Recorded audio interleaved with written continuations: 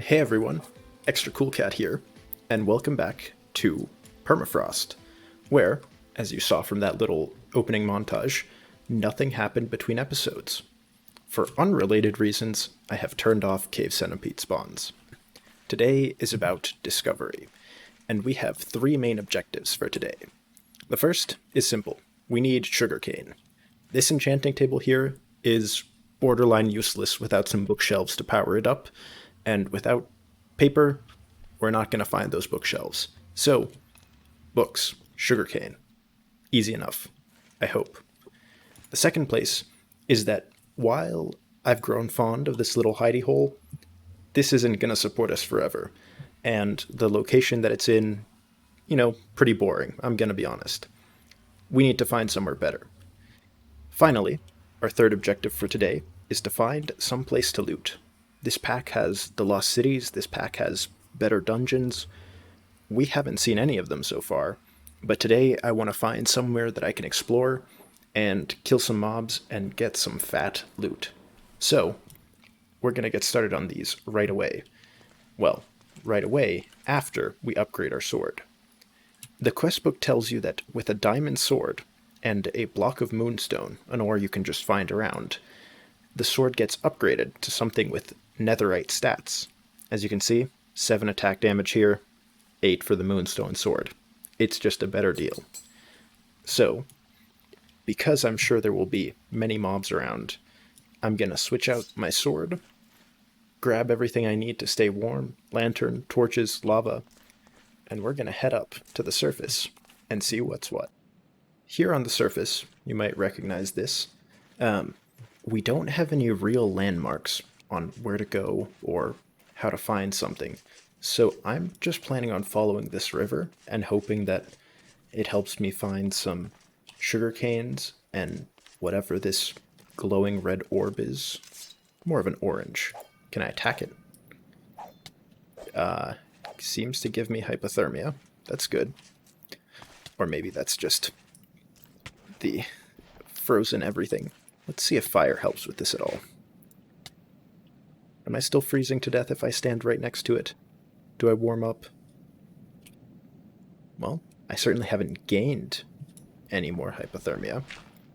I might even step this up by just placing some lava there. Really get a lot of heat. Oh. Well, I didn't like this tree anyways, but the important part here is that right there. That looks like a building from the Lost Cities to me. Yeah, I think we're warm now. Moving on. Oh, and we've managed to catch hyperthermia. Perfect.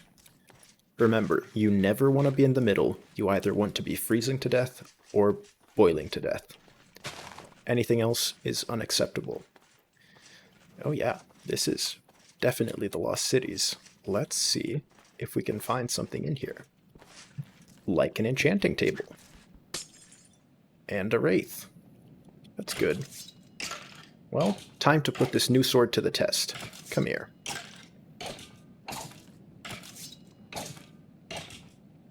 Well, they don't stay alight for very long, I must say. But they can be killed. So I'm gonna take all of this immediately. And, oh wow. Definitely gonna be a lot of these guys in here, is the impression I'm getting. But, if the loot's good, like melons and evil things that are after me, we're just gonna not have him follow us, first of all. Now, you'll notice this chilled effect here that lasts a whole minute. That's brutal. It prevents you, I saw this earlier, from regenerating whatsoever. So, if you are under the chilled effect, there is no regeneration for you. No, like food, if I eat this, you'll see, even though I have full saturation, nothing comes back. It's rough. So, if you're playing this pack, be mindful of that. But for this loot, I think that's worth it. I think that's definitely worth it. I'll take some debuffs for that. Wow.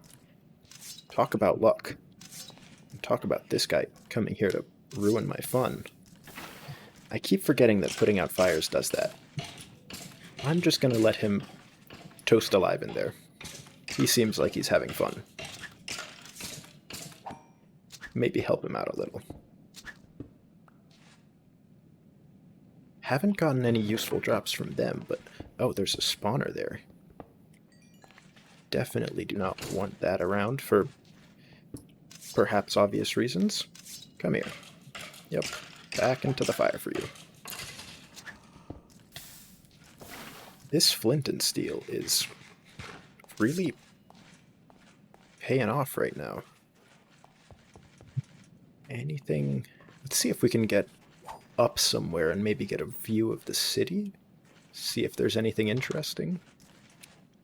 Unfortunately, it also seems like these guys are going to be... Well, you can't open doors, buddy. Sucks for you. And I keep setting myself on fire. You'd think I would learn. Yep, here's... Oh, that is another thing I hadn't actually considered. Spider webs means string, which means bows, or possibly... Uh-oh. Uh-oh.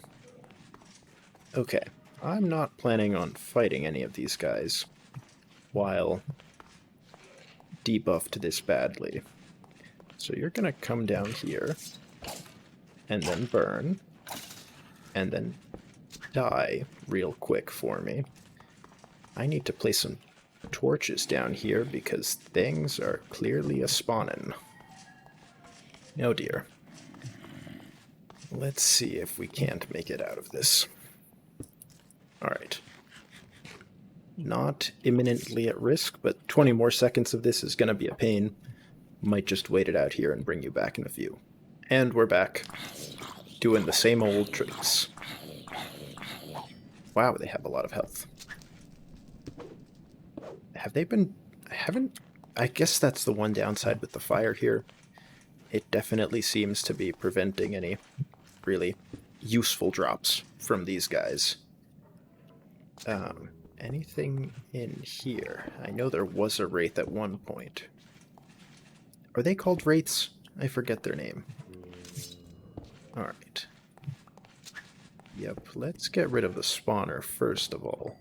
Hadn't realized how hidden the spawners would be here.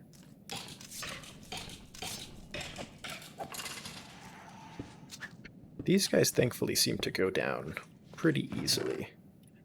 Okay, horse armor and some oak saplings. That's nice. Nothing crazy, but useful, I suppose. Multiple guys up here. And I got hit again because I'm real smart. Well, at least it isn't like poison where it does some kind of active damage. That's interesting down there. Zoom in. Bookshelves actually means if there's enough of them that we could circumvent needing that sugarcane at all. Hi everyone. You join me back at our cozy little hiding hole because someone, who may or may not have been me, forgot to record the audio for the second half of this episode. While that's a little unfortunate, I can give you a pretty good summary of everything that happened, and I'll try and splice in maybe a few clips here and there to show it off. But the main things are that we first came back here after visiting the Lost City.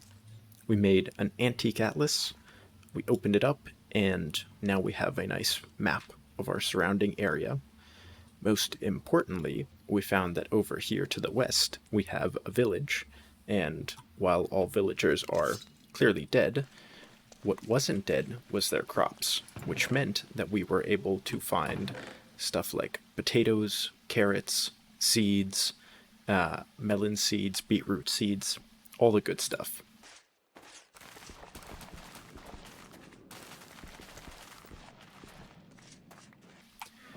After looking around in there, which didn't really offer anything else too interesting, we did also manage to find some some sugarcane alongside one of the riverbanks.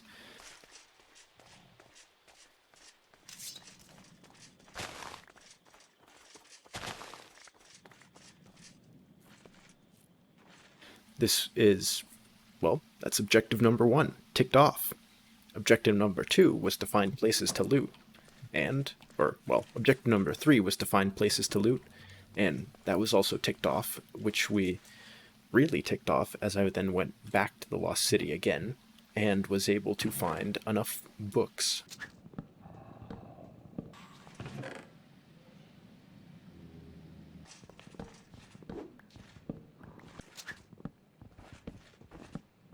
to make ourselves a proper enchanting setup, so look forward to that next episode as I desperately try and get some fortune on this pickaxe. And then finally, I did a little bit of scouting to look for a future place to live, and I think I've got a pretty good idea of where that's going to be. So I'm going to cut here and join you back right there. Welcome, everyone, to the site of our new and hopefully final base.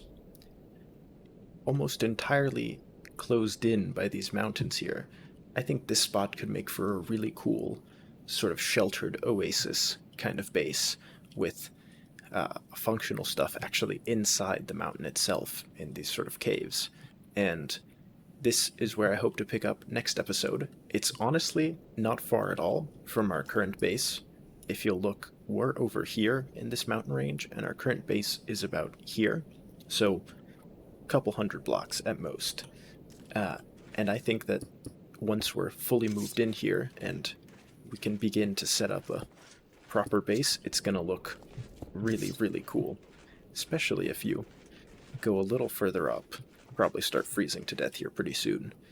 And you can see that we have sort of this like natural entrance over there, but otherwise a very enclosed, protected hideout that will shelter us from hopefully both hordes of mobs and the elements. But I think that's going to be all for this episode. Thank you everyone for watching, and I hope to see you next time in a nice starter house in here.